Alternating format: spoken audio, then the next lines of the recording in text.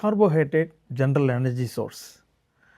Carbohydrate வந்து ஒரு 20 to 30% அது வரைக்கும் இருக்கலாம். சில டாக்ஸ் ரொம்ப லீன் சைடில் இருந்துச்சுன்னா அதுக்கு 30 to 40% வரைக்கும் இருக்கலாம்.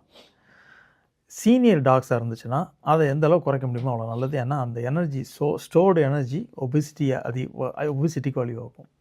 சீனியர் டாக்ஸுக்கு அந்த கார்போஹைட்ரேட் லெவலில் அந்த 20 to 30% அளவில் இருந்தால் போதும். ஃபைபர் நார்ச்சத்து 1 to 10%. அது வந்து டைஜஷனுக்கு முக்கியமான சோர்ஸ். ஹியூமனுக்கு வந்து ஃபைபர் முக்கியமோ அதே மாதிரி டாக்கும் ஃபைபர் முக்கியம். அது 1 to 10% ஃபுட்டோட குவான்டிட்டி மொத்தத்தில் ஒரு 10% வரைக்கும் இருக்கலாம். அப்புறம் வைட்டமின்ஸுக்கு வந்து ஸ்பெசிஃபிக் ப்ரொப்போர்ஷன் கரெக்டாக அந்த ப்ரொப்போர்ஷன் கிடையாது. ஆனால் அது போன் ஹெல்த்துக்கும் இம்யூனிட்டிக்கும் ஹார்மோனல் ஃபங்க்ஷன் இதுக்கும் கட்டாயமாக அது வந்து உதவி பண்ணும். அதனால் வைட்டமின்ஸ் இருக்கிறது ரொம்ப ரொம்ப நல்லது.